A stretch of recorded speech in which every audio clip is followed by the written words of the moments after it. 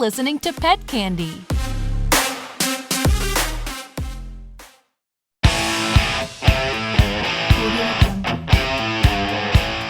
Welcome to our new show, Obsessed, a show where we talk about whatever it is we're currently obsessed with. I'm Caitlin Palmer. I'm Clay. And we're Obsessed. Well, hello, everybody. How are you doing today? That was extremely Bob Ross. Very Bob Ross. That's how we're feeling today. That's what the show is about. It's about obsession. Here's a happy little tree, and there's another happy little tree.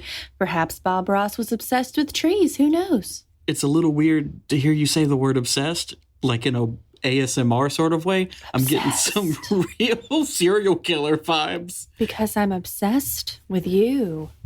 It's really happening. It's really happening. We're just going to have to throw this take on the trash with all the others. Oh, no. Our poor trash pile. It's ever growing. So this is our first episode of Obsessed. It's off to a little bit of a rocky start. We like rock. Here we talk about whatever we're currently obsessed with. But today, starting off, I have a special news-breaking bulletin. Story. Mainly for people who love spiders. I love a spider. We love an arachnid. I don't really care about spiders, Wow. but I like that this will skeeze somebody out. An entire new genus of tarantula was recently found. Hot balls. A whole genus? Yeah, in Thailand. So just a quick for not science nerds, a genus is the next largest categorization above species.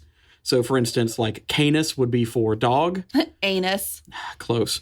So that's like dogs and wolves and coyotes and jackals and all of that is a genus. Right. So this spider was different enough that it got to be in its own genus. And the reason why is because it lives specifically in bamboo.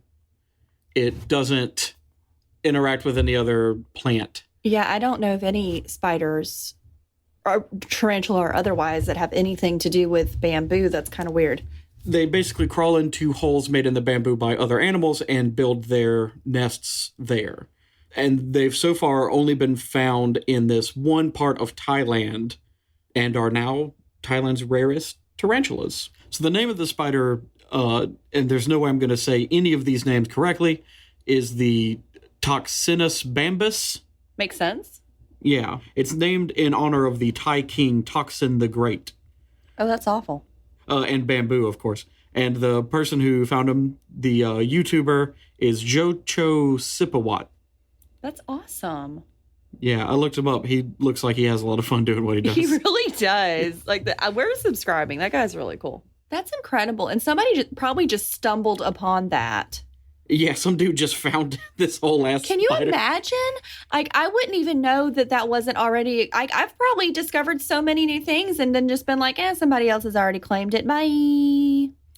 By a YouTuber, a wildlife YouTuber. Of course. Yeah, so not even like a doctor or... Oh, no. Someone who studied their whole lives. Yeah, just some dude with he's got a respectable, he's got 2.5 million subscribers, but not, you're dressed in khakis with a machete hunting down the rarest bird kind of sort of dude. not your typical Disney villain is what right, Clay's yeah, trying not to say.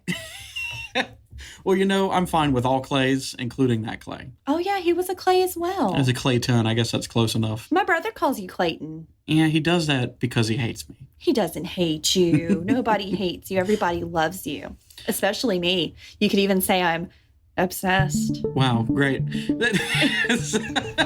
we just got away from all the audio poison, and then you brought it back. Sorry.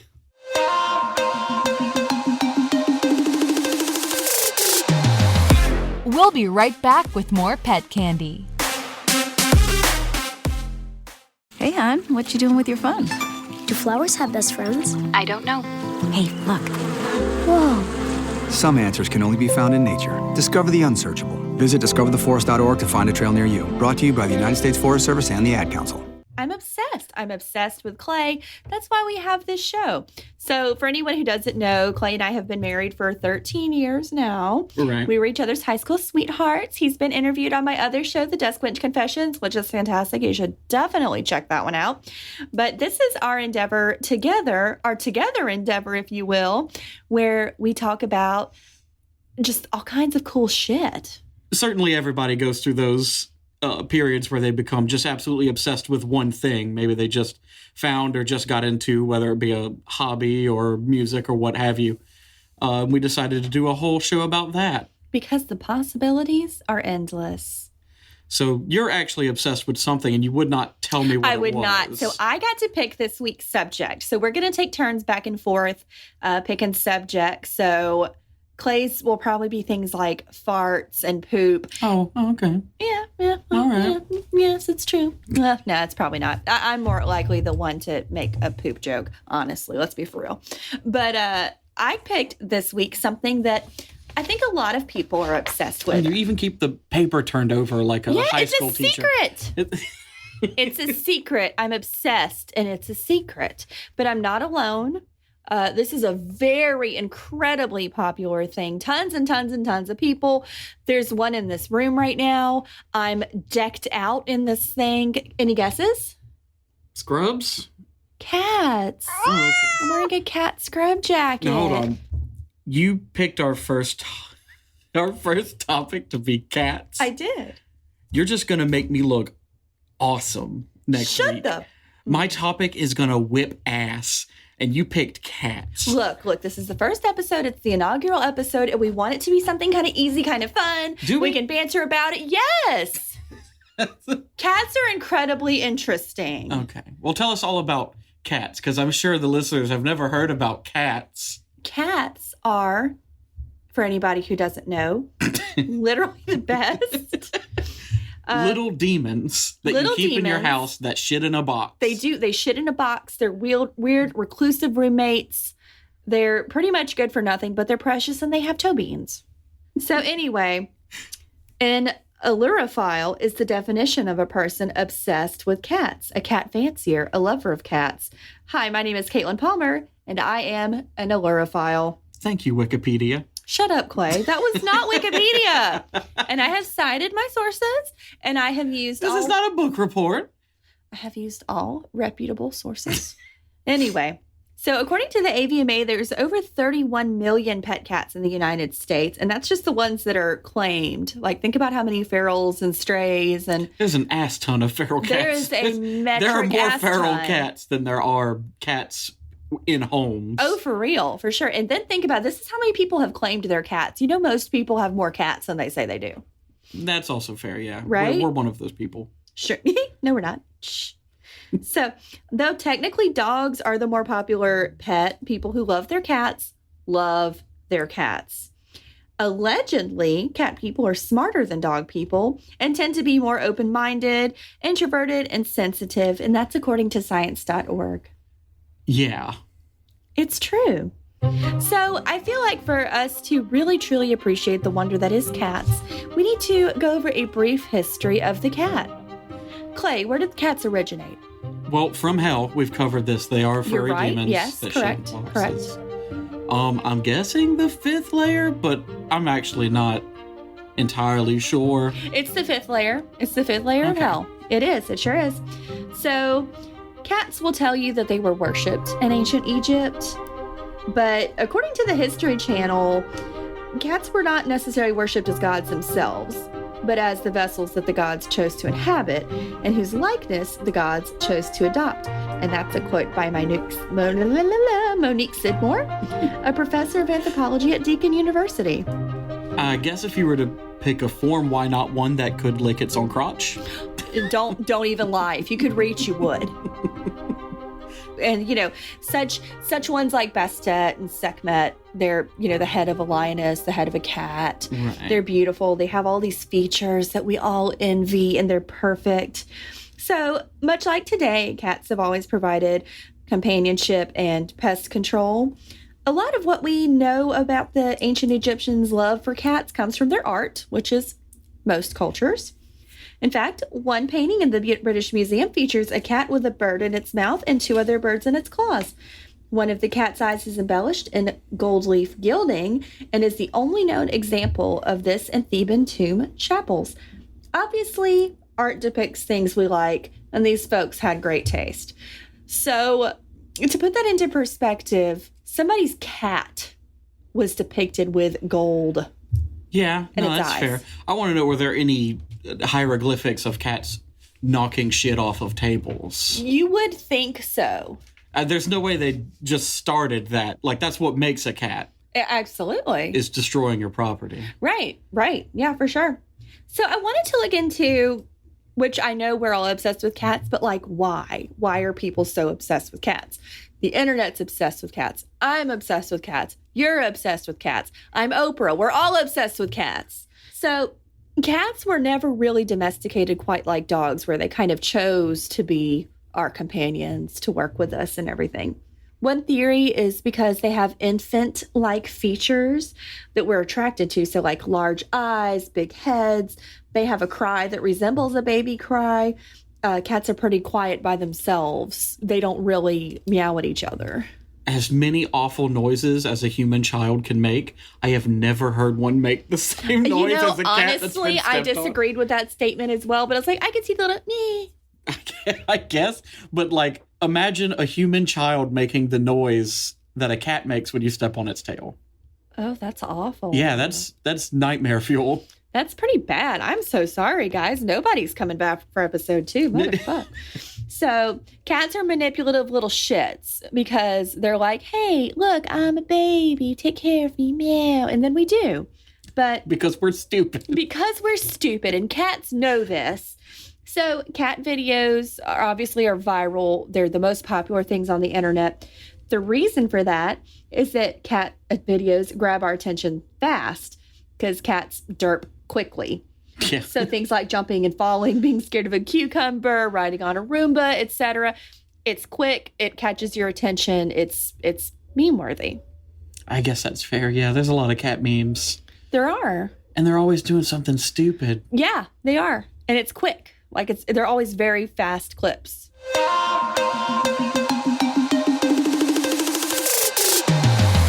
We'll be right back with more pet candy.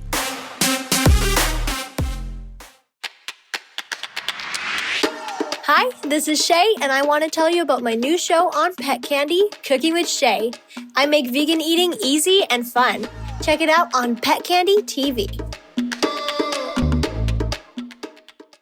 I do remember there was one particular video. I made it by home screen. I home screened to a video on YouTube for about 2 solid years of this one cat jumping over a baby gate and not successfully Oh, I know the one you're talking about. It planks and then it falls. He just goes completely straight and stiff as a board and just flips over the side of the baby gate. Yes.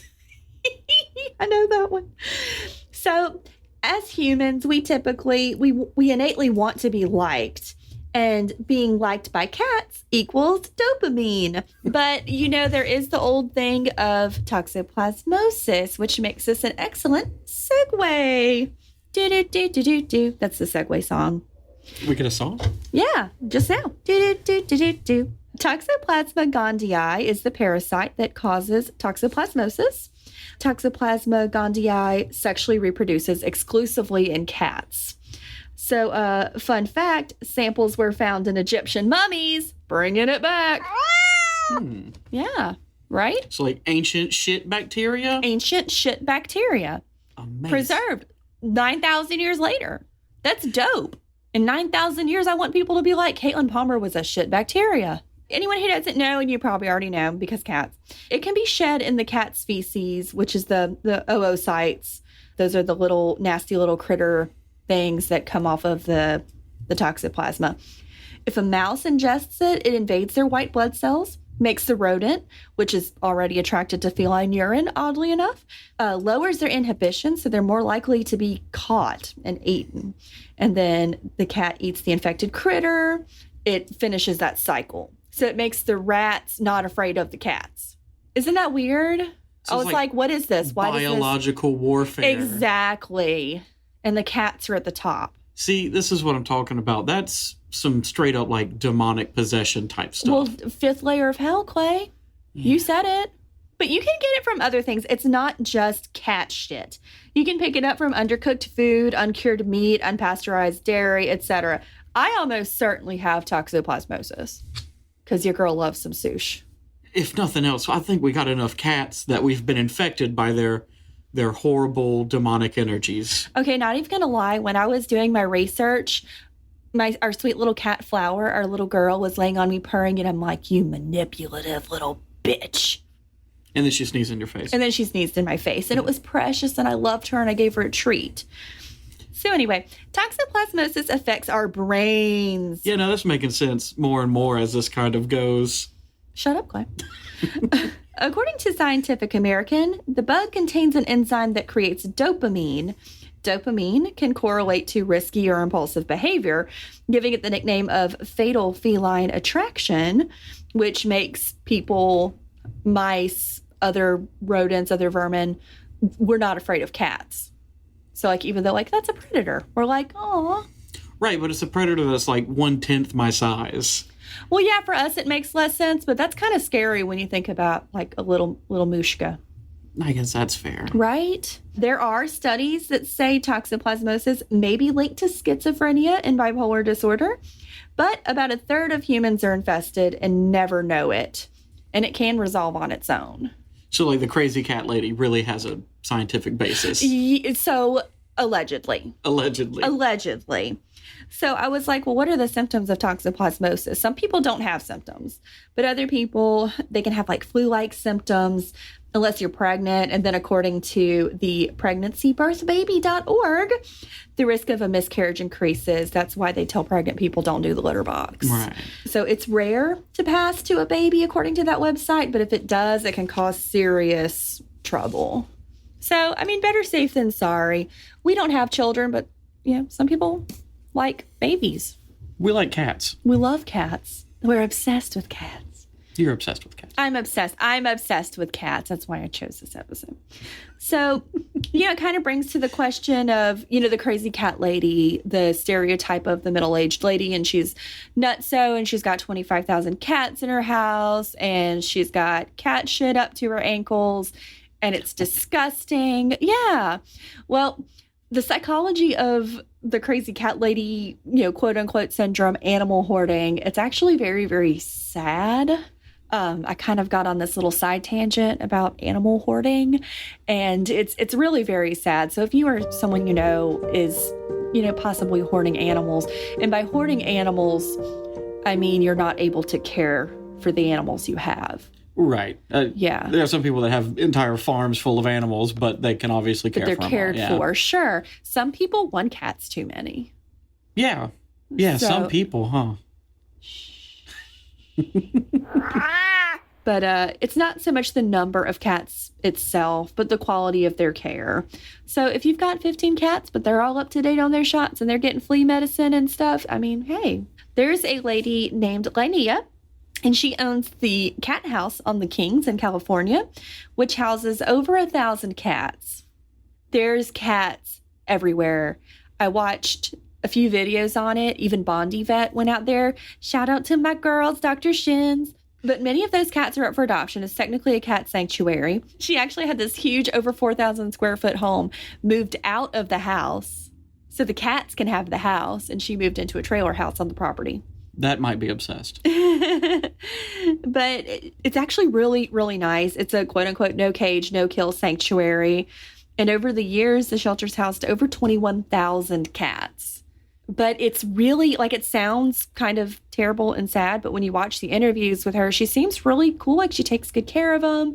Everybody's fed. She's got staff. It's clean. It looks nice. Like I say, you would definitely need some help. Oh, for sure. 1,000 cats. For sure. Oh, man. And came up with some fun facts just for funsies. So nowadays, even some dating sites will let you filter whether you're a cat or a dog person. That can be a contributing factor in someone's relationship even. But, you know, that's a good thing, because when we first met, our first serious conversation was about my dog and how, like, don't ask me to choose between y'all because I choose my dog. You also weren't a cat person. I wasn't. And we'll get in. Okay, so I have this theory, and this is just a side note for everybody. It just takes a good cat. Just one good cat? Just one good cat. Who was the good cat? Because all of our cats are assholes. They are, but I love them so much. It was Cornbread. You didn't know Cornbread. Yeah, you told me about cornbread. I loved Cornbread. This one's for you, Corny. He was so cool. He was an orange cat, and he was outside, but that was before my dad was over the road, and he would sit with Dad, and Dad would drink coffee, and Dad's like, that's a cool cat. I don't like cats, but that's a cool cat. So that's what I'm saying. It only takes one good cat, and you're hooked. Also, probably toxoplasmosis. I mean, yeah, eventually worked its magic on him. And you know what? We are willing participants.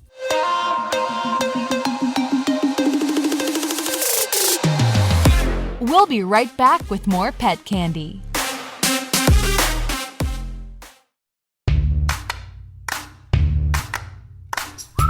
Hey pet parents, this is your favorite lifestyle guru, Renee Machel, and I'm excited to tell you about my new show on Pet Candy.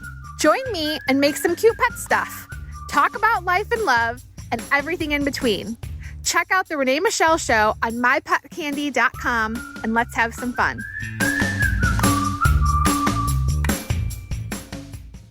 The oldest recorded cat in the world's name was Cream Puff. Cream Puff sadly passed away back in 2005 at the ripe old age of 39. Holy shit. 39. Are they sure? Yes, like this is documented. Oh my God. 39. His dad was Jake Perry, and Jake's former cat lived also to be in its 30s and was the previous world record. So I don't know what he's doing, what kind of black magic he's working for his cats, but I want some. He's probably siphoning off his own life energies to the cats. How do I do that? I think the cats will do it. Like, I think you just got to let it happen. Okay, I'm open to that. So the Vikings loved orange cats. Orange in specific. Orange in specific. They loved orange cats. When they would pillage the village, they'd be like, orange cats, cool. And then they'd go to other villages, and then there would be like more orange cats because cats fuck like rabbits. And then there would be more orange cats, and you can actually like track where the Vikings went by all the orange cats. Huh. Right? But why orange? Because they're cute. Okay, I guess. So cats and I have this other thing in common, and it's something a lot of my friends and I have in common. We spend about 70% of our lives sleeping. Yeah. I love to sleep. Yeah, you do a lot of that. I love to sleep snuggled up with the cats. Or even alone, just to sleep. I love sleeping because when I'm awake, my life is a nightmare. But back to the fun. Cats walk like camels and giraffes. Cats have a very unique gait, which I didn't know this, and it's very strange. Cats, when they walk, will put both right feet first, followed by both left feet. So they move half of their body forward at once. The only other animals that we know of that do this are camels and giraffes. That's weird. Now that I'm thinking about it, yeah. Yeah.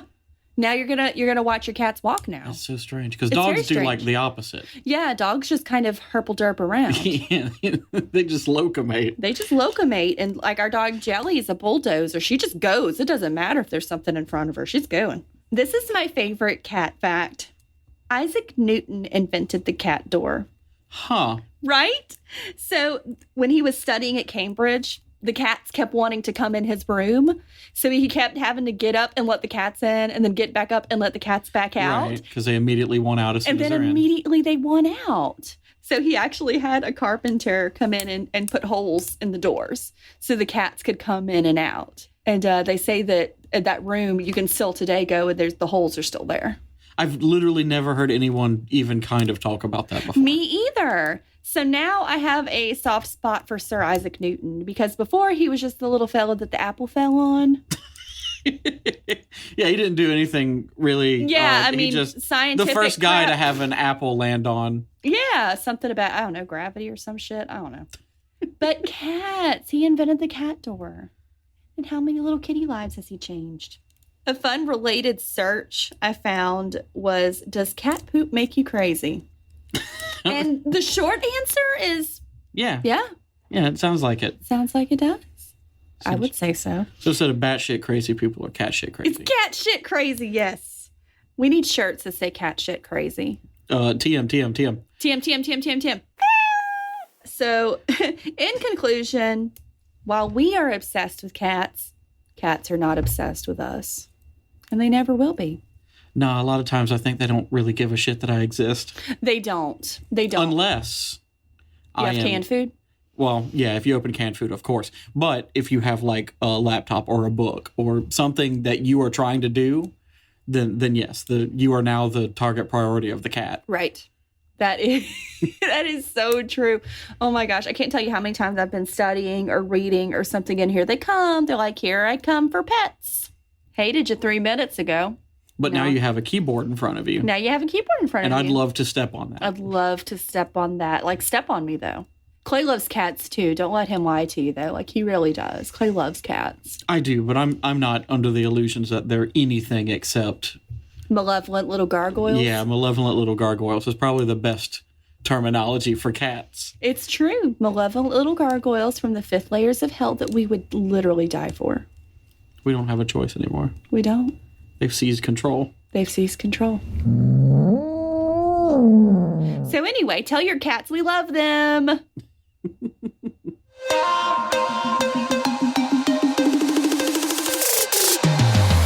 We'll be right back with more Pet Candy. Hi, I'm Danica Patrick. Watching my nieces grow, play, and learn is amazing, but not every child gets to be carefree. 1 in 6 kids in the U.S. are hungry. This breaks my heart, and it's something that Feeding America is working to change. Each year, the Feeding America network of food banks rescues billions of pounds of good food that would have gone to waste and gives it to families in need. To help, visit feedingamerica.org. Brought to you by Feeding America and the Ad Council. Thanks for being with us today. Let us know what you are currently obsessed with. And maybe we'll talk about it next week. Sometimes it's okay to be a little obsessed, which is good because we're obsessed with you.